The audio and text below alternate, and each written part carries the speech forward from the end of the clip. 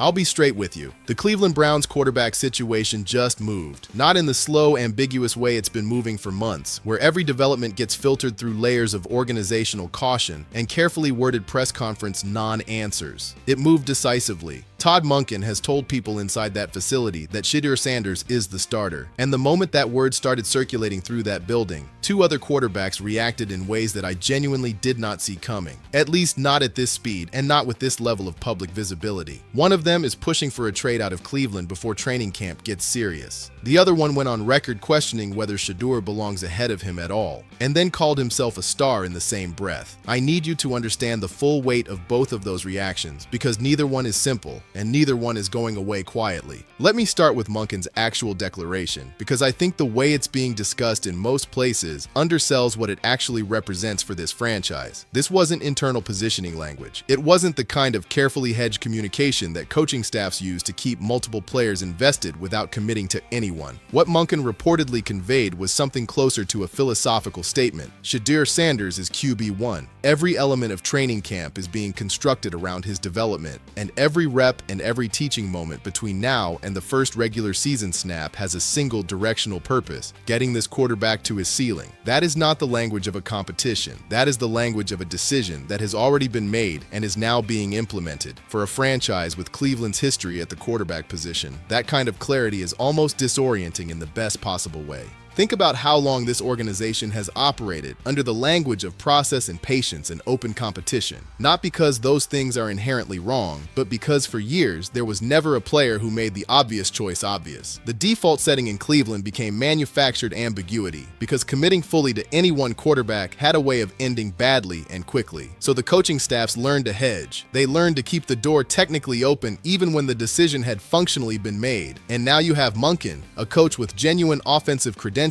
and real experience shaping professional quarterbacks, looking at his room and delivering a verdict without any of the usual cushioning around it. Whether you have a rooting interest in Cleveland or not, that kind of organizational clarity is genuinely compelling to watch. The problem, of course, is that clarity at the top of a building doesn't automatically translate into harmony throughout it, and the reaction inside that quarterback room was anything but harmonious. Dillon Gabriel's response landed first, and it landed hard. The moment it became clear that the entire organizational infrastructure was being oriented around Shedeur, that the path to meaningful playing time in Cleveland had effectively closed before it ever properly opened, Gabriel didn't sit quietly and recalibrate. He made it known that he wants out, a trade, a fresh start with a team that will give him a genuine opportunity to compete, rather than a supporting role in someone else's development story. I want to be fair about this because I think Gabriel's frustration deserves honest treatment rather than dismissal. He arrived in Cleveland with a legitimate collegiate resume, genuinely accurate, football smart, a guy who won games at a high level in environments that demanded real execution. He had reasonable expectations, not of walking in and immediately inheriting a starting job, but of being in a competition that was real rather than decorative, of having the kind of shot that players with his background earned through years of development and performance. And now the organizational message he's receiving, even if nobody is delivering it directly to his face, is that none of that resume is going to matter here, because the decision about direction has been made around someone else entirely. That is genuinely difficult news to process as a competitor. I understand the reaction even when the timing of it creates problems for Cleveland's ability to manage the situation cleanly, because here's the practical issue that Gabriel's public posture creates. The moment it becomes common knowledge that a player is actively seeking an exit, the team trying to trade him loses negotiating leverage in a very real and very measurable way. Acquiring franchises know that the selling team is motivated. They know the situation is uncomfortable. They know that Cleveland may accept less than ideal compensation just to resolve the dynamic cleanly and remove the distraction from their quarterback room. Cleveland has already lived through a version of this with Watson, pushed hard to find trade partners, found the market completely indifferent, and ended up absorbing the financial reality of a contract situation that nobody else in the league wanted to touch. Gabriel's situation is structurally different. His contract is manageable. His age makes him an attractive developmental option for teams that need quarterback depth or a future project. There is genuine interest to be found out there.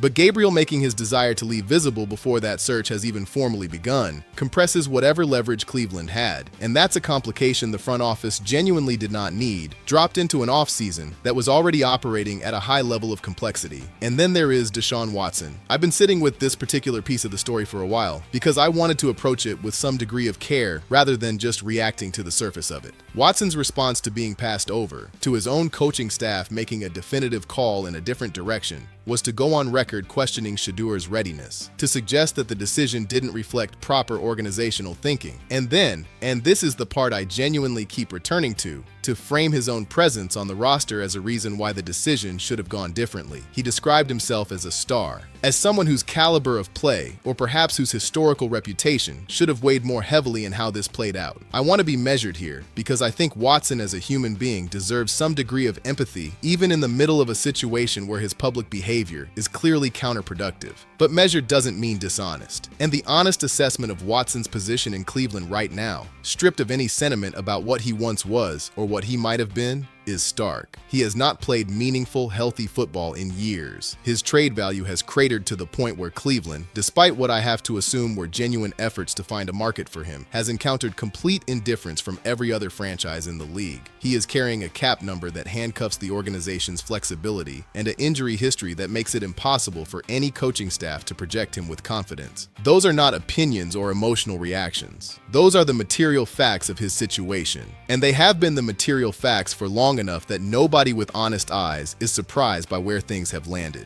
What makes Watson's public response so difficult to defend, even with all the appropriate empathy extended, is that it makes every one of those material facts worse rather than better. You do not rebuild a coaching staff's trust in you by publicly undermining the player they just chose over you. You do not make yourself more tradable by demonstrating to potential acquiring franchises that your first response to adversity is to go public with grievances rather than address them internally like a professional. And you do not earn the respect of a locker room full of younger players by responding to a difficult organizational decision with public self-promotion and criticism of a teammate. Watson going this route doesn't just reflect poorly on him in isolation. It actively damages the few remaining pathways that might have led to a remotely positive resolution of his Cleveland situation. What I keep coming back to, though, is the psychological dimension underneath all of this, because I genuinely don't think this is simply ego in the uncomplicated sense. I think Watson is a player who has not fully reconciled the distance between who he was and who he currently is. The version of Deshaun Watson who thrived in Houston,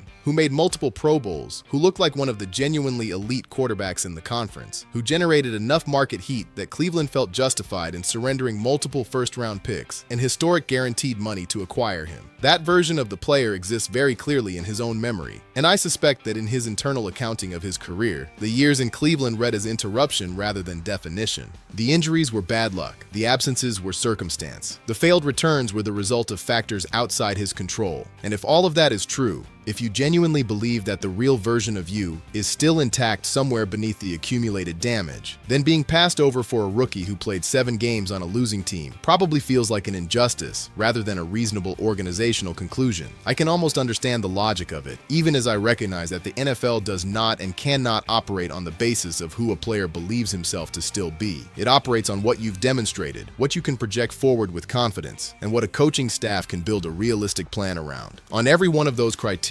Watson's case was always going to be extraordinarily difficult to make. Now I want to come back to Shedeur Sanders directly, because through everything I've just described, and I want to be clear that this is genuinely unusual chaos even by NFL offseason standards, he has been the calmest presence in the center of a genuinely turbulent situation. Let that sink in for a moment. He is a player who has not yet started a single regular season NFL game. He is being criticized publicly by a veteran quarterback who shares his position room. He is operating in an organizational environment that is more complicated and more publicly contentious than most rookies ever have to navigate, and his response to all of it has been total silence in the external sense. No social media reaction, no media-facing commentary, no signal to the outside world that any of this is affecting him. He is in that building, working. That composure is not a personality quirk. It's a developed skill, and understanding where it comes from matters for understanding why Monken trusts him the way he evidently does. Shedeur Sanders spent his entire college career at Colorado under the most intense and sustained media scrutiny that any program in recent memory experienced. Every practice had cameras. Every game was a national event. Every decision he made on and off the field was subject to analysis that most college quarterbacks never encounter even in their entire careers. And through all of it, the criticism questioning whether his name was the primary reason for his opportunities, the external noise that would have rattled players with far more experience, he kept performing. He kept showing up. He learned how to convert external pressure into internal motivation rather than distraction. And that is a skill that almost every truly successful professional quarterback has in common, regardless of how different their paths were to get there.